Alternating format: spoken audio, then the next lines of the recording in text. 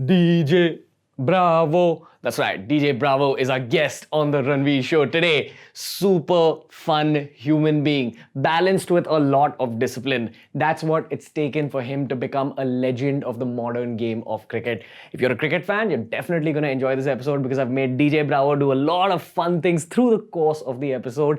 But even if you're not a cricket fan, you'll get an insight into what it's like being an international level, not even athlete, an international level legend. You'll also get some insight into the chill Caribbean mindset. In a world full of mental health issues, DJ Bravo's mentality stands out. He says that he's never faced any kind of pressure, any kind of mental health issues, despite representing his own country at a very high level for a long period of time. He's someone you can learn from a lot as a human being, and very crucially, he's also carrying his athlete mentality into the rest of his life. He's near the end of his career, and at this stage, he's venturing out into the world of entrepreneurship, into the world of music, into the world of investments. This and a lot more is coming your way on the Ranveer Show. Special episode with DJ Bravo.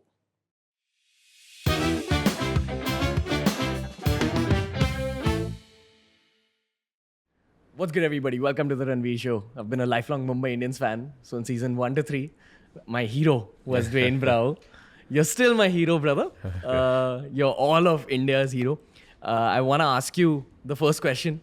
How often when you come to India do you get asked, who's your favorite Indian actress?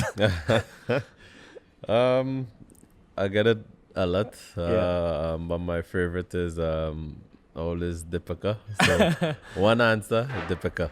What else do you get asked often when you're in India? Because we kind of consider you Indian now. If I can speak Hindi now, I said no, I can't. There's a few words, and if I love India, obviously I do love India. So typical basic, if I love Indian food and all of these questions, yeah. Nice. You know, when you go to a new country, the first thing you usually learn is the cuss words, right? Like the galis. So you know a few cuss words here and there. Yeah, I know a few. So, why you want me to say a few? No one can teach me. I watch and I observe and I see on TV and I ask, okay, what is he saying? And then they explain to me. I was like, oh, wow, okay then, fine. On set, like when I was shooting the Champion video, everything, take over.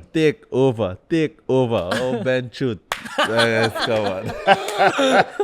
Crazy. You know, when you guys had beaten us in the semi-final of the T20 World Cup that was held in India, the whole country cheered for you after you beat India. That's how much Indians love the West Indies. I think it's like our second team. You know, it's everyone's second team. I think West Indies team is every country's second favorite team after their national team. And what stood out for us that time in 2016, after beating India and knocked them out of the semi-final, in Wankhede, the entire Wankhede stand up and cheer and started clapping, and that was crazy. You know, you knock a team out, not only a team but the big team, India. You knock them out in their own background, and then the entire crowd turned around and started clapping and supporting you. And as I said, throughout moving on in the tournament, we had the entire nation of India supporting us and supporting West Indies, and that means a lot to us because whenever we come to IPL, we all represent different franchises, but the way how we play the game, the spirit we play the game, and the way how we entertain the fans, I think it separates us a bit from the other players. Not taking anything away from the other players because they all have brilliant performances, but I guess the way how we live our life very free and don't care kind of way, but at the same time we entertain people. So you know how I feel that when you're playing sport as a country, you carry the vibe of your country into the sport. So for example, in India, it's all about hustle, hard work, discipline. So you see someone like Virat Kohli come up. So what is that for Caribbean cricket? Like, what do you all carry into the sport? Like, what do the people carry into the sport? So that's what I say, we are very laid back kind of people. So our life is beach, party, enjoy, have fun. So, and entertain, music festivals, a lot of music shows take place in the Caribbean, and we are natural entertainers, and we are not some teams are developed based on running between the wickets, speed and agility, and all these things. We base on power. We have natural power. 100%. We have speed and agility as well, but we we like hitting sixes. Yeah. And the crowd loves sixes. Yeah. So that's the reason why we dominate in the shorter format. You know how you said Caribbean people are relaxed, but to be an international athlete, I feel you need that little bit of edge, to make it to your country. So you play for Trinidad and Tobago versus Jamaica. That's kind of your domestic competition. Yes. But only few people get selected to play for the Windies. Yeah. So my question to you is, how do you balance that relaxed factor with something else? What is that other thing you need to break out? It's all that's an individual choice, because at the end of the day, if you want something bad in life, you have to make sacrifice. You have to set yourself goals and go after it. You have to be determined. You have to want it, and there's other people who will love those opportunities as well. So it's who wanted, boil down to who wanted more. Yeah. And you just have to perform. So one thing I've been very curious about growing up is that, when you have that relaxed mentality as someone from the Caribbean, do you also have low moments like where you have self-doubt as an athlete? Do you have, just a lot of tension in your mind about, okay, will I be dropped? Will, I be able to perform? Like, does that side also kick in for West Indies cricketers or not? Really? That happens to everyone. Yeah. You always worry whether you will be selected, whether you'll be dropped, whether you're good enough, whether you're not good enough. Personally, for me, I don't think about these things. Did you ever think about these things like before? No. Forever, it's always been relaxed. Yeah, right from Champions Trophy. I'm always relaxed because I'm a strong believer in what is to be will always be. Yeah. So if I'm to be selected, I will be selected. If I'm to be dropped, I will be dropped. If I'm going to perform, I will perform. Like, I live my life like that. I have I train properly. I be honest with myself, and I prepare myself well. So whenever I go there to perform, I am full confidence in my ability that I'm going to perform. Yeah. If I don't prepare well, then I start second guessing myself. And That's happened before, ever? No, because I always prepare well. But when you say you're honest with yourself, like, what do you mean? Like, what do you do? So if I have a tournament coming up, I'll make sure I'm prepared for the tournament. I train, and I train specifically for the tournament, depending on who I am coming up against. I do research, I visualize, I do all of these things. If I have whichever team I come into play against, I go through the game throughout the night before. Wow. Or days before, leading up to the game. And you go through it in your mind, like you visualize it in your my mind. And in practice, I will try to bowl. Like, so if I'm coming up against you, obviously in practice I'm not bowling against you. I'll be bowling to one of my teammates, but I will visualize it's you batting. Got it. So I bowl towards, like, with a plan, like I'm coming up against you the next day. So for example, if I'm coming against Mumbai Indians, I have to bowl to Hardik or Pollard. Yeah. And I'm bowling to MS in the nets. I will set a field if I'm bowling to Hardik or Pollard. Got it. But try to execute it to MS. Got it. So I prepare myself, so when I turn up into a game, I feel comfortable in my preparation and my ability, and I trust my work that I can deliver. Yeah. Sometimes I don't deliver, but that's okay, and I just accept that and move on. So what happens in extremely high pressure situations where you beat my team, you scored those 40, 50 quick runs in the last IPL. What happens in extremely high pressure situations where there's pressure on you single-handedly to make your team win? Because you bat pretty deep, you bowl late in the innings. So you're always in high pressure situations. Yeah. So what happens there in your mind? Just you live for those moments, and I strive on competing against the best. That is when the best come out of me, and especially in high match situation, pressure when the game is on the line. I like the responsibility of having the ball in my hand or the bat in my hand in those crunch moments, because I back myself all the time. Yeah. And I believe I can get the job done if the responsibility is with me. Yeah. If it is in someone else's hand, then I don't have full control. But if it's in my hands, then I have full control over what I can do. And but like I said, the opportunity or the ball in my hand in the last over doesn't guarantee a win, right? But I feel safer.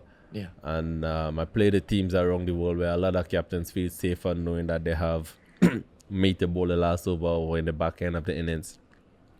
And it's just a self-belief I have in myself that I can do incredible things. Yeah. I think that self-belief trickles down because you're also a senior member of all your teams. So it trickles down to the whole squad. Like just when Chennai is playing, we can see that little Bravo flair in like everyone.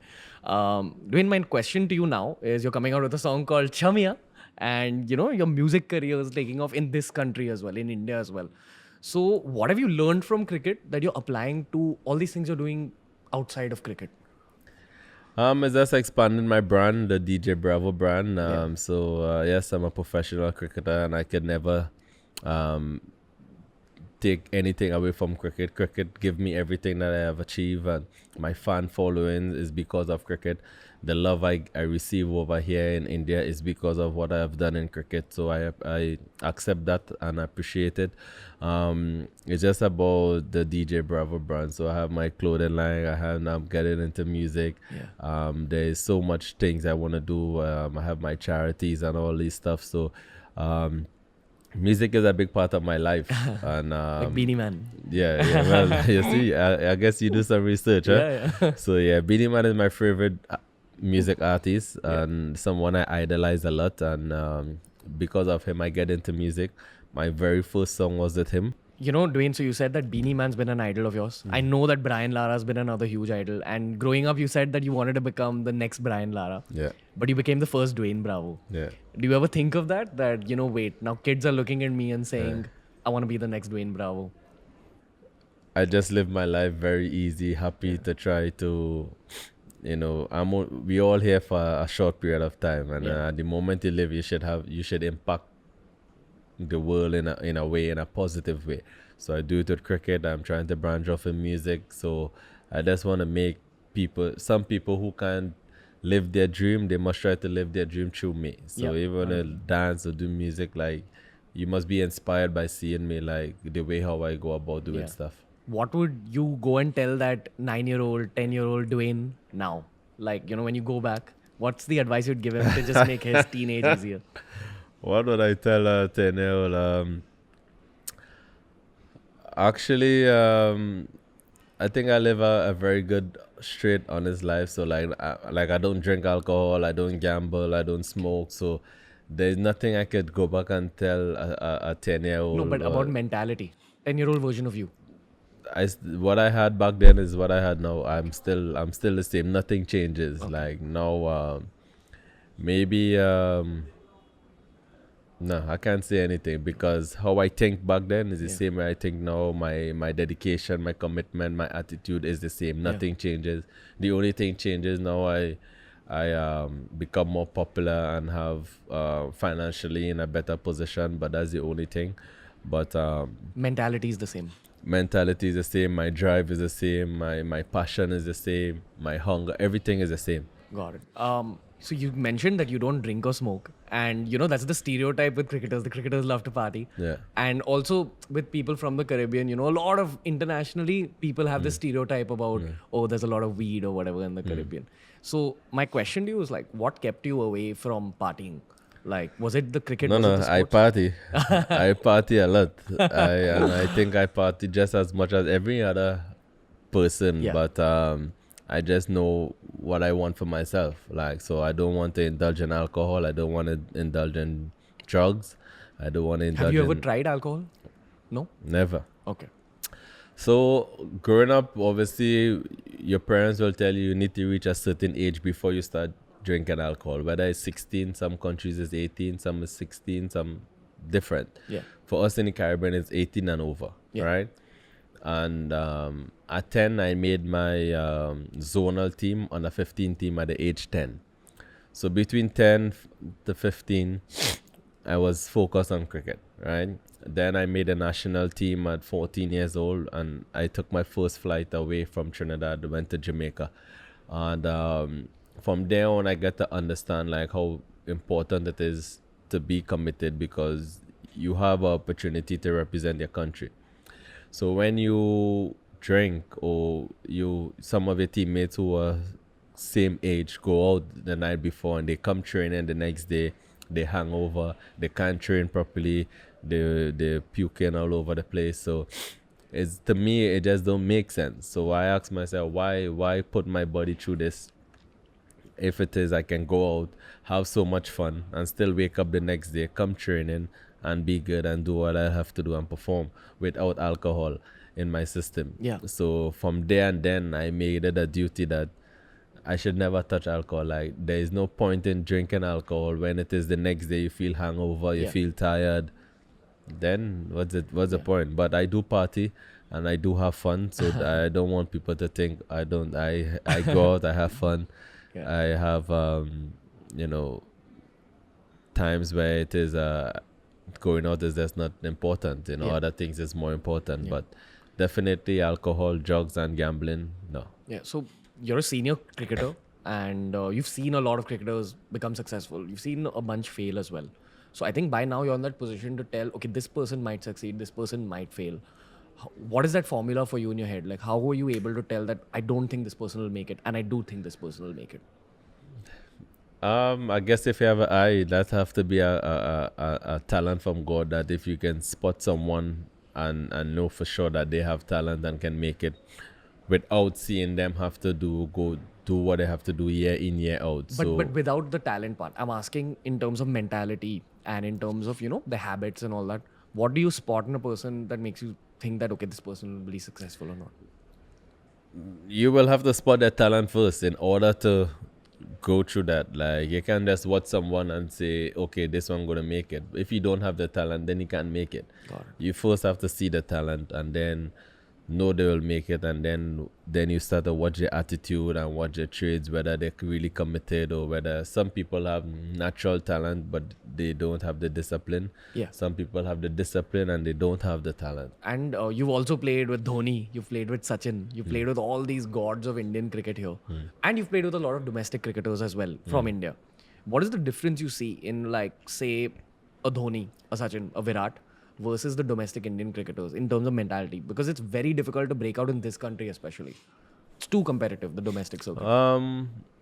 Well, these great players and them, they have the unique way of doing things. Sachin, Dhoni, they are very special, and what I see is that they know what they want in life, and they are very particular in the way how they prepare themselves. So everything is about preparation. They prepare well, and they're very relaxed and calm individuals as well. So they don't be flustered by a lot of things, and they don't let a lot of things outside of cricket interrupt and bother them. Now, my next question to you is about your body.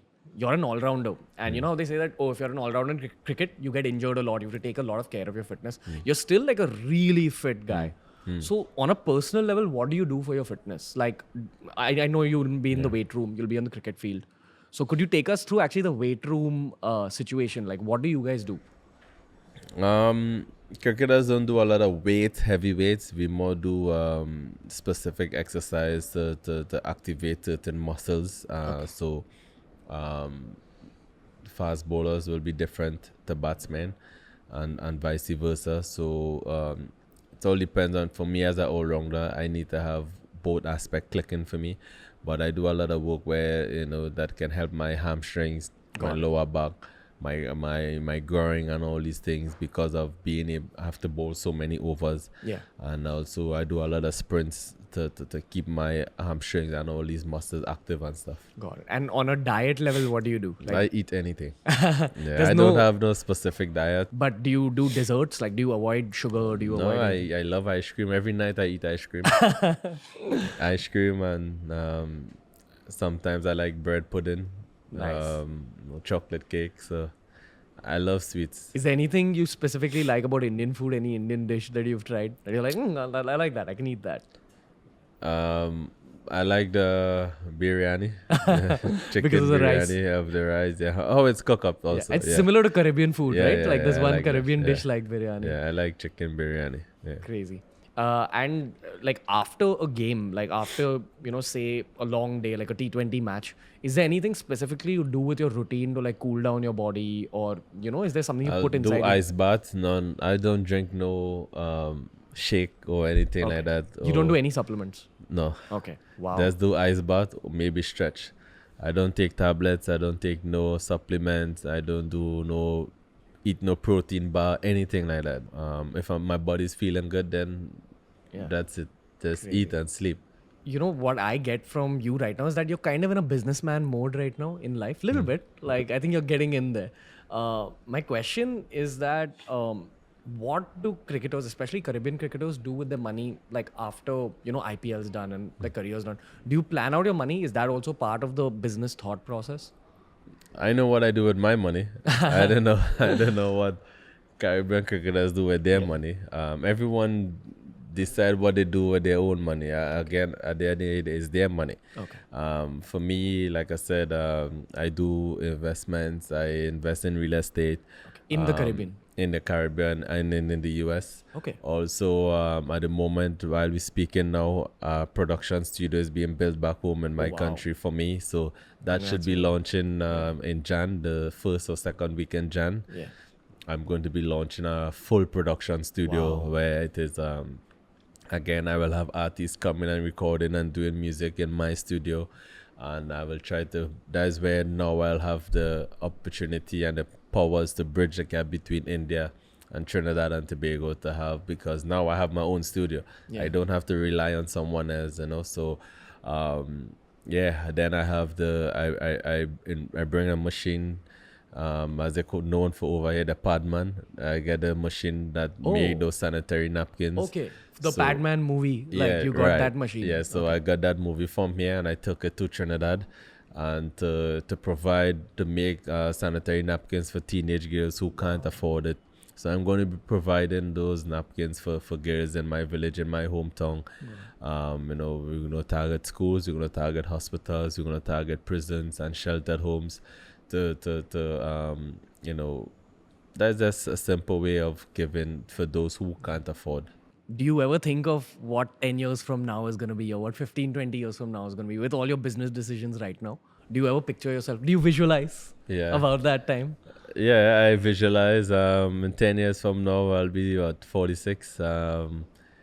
I guess that time, my foundation will be bigger. My empire will be bigger. So I will like that for that to happen. Building relationships with me is important, and keeping in touch with people and see how best they can work again together and do different things to just make the world a better place. Yeah. So you're not married yet, right?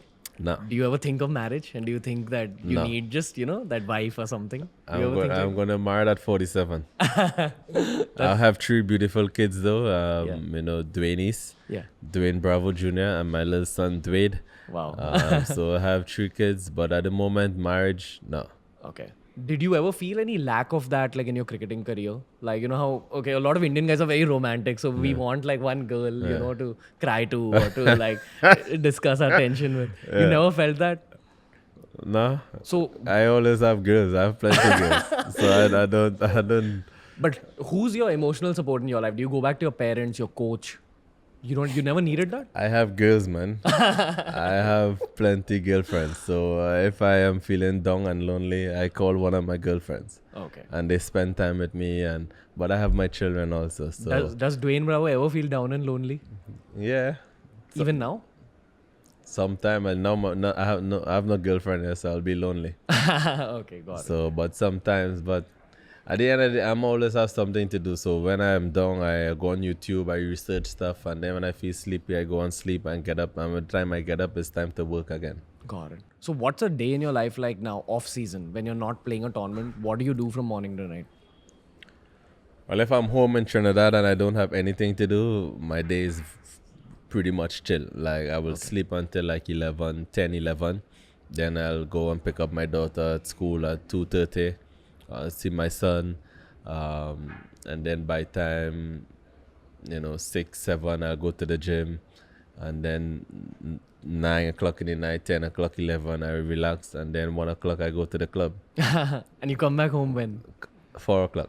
Okay. Sleep, get up 10 o'clock. Yeah.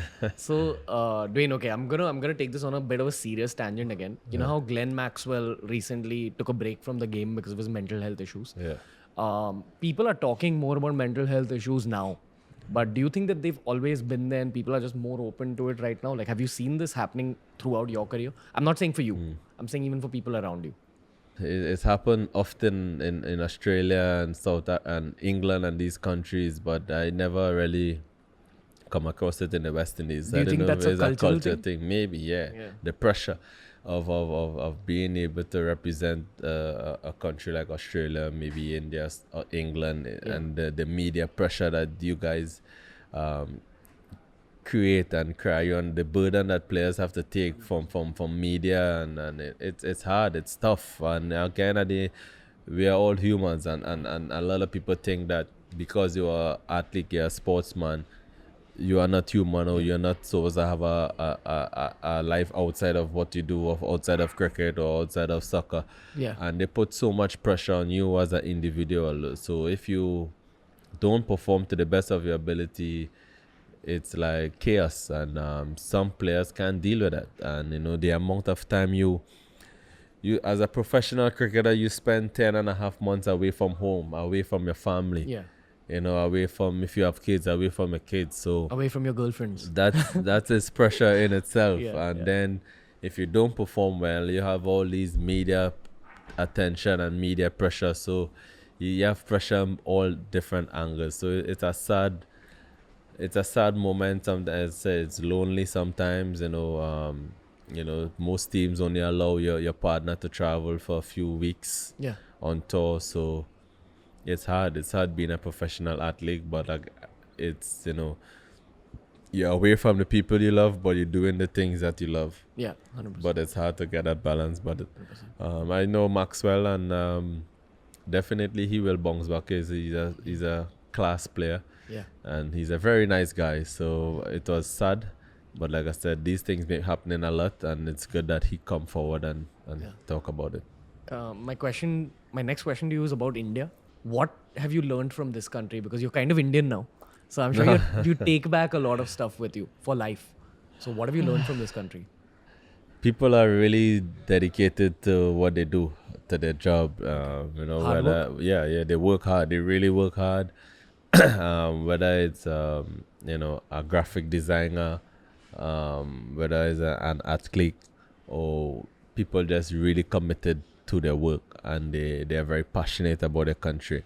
And I wish people in my country was passionate about their country, and the country India means so much to the people over here. I'm not saying like the people in Trinidad and Tobago don't appreciate our country, but for us, as I said, our culture is so laid back.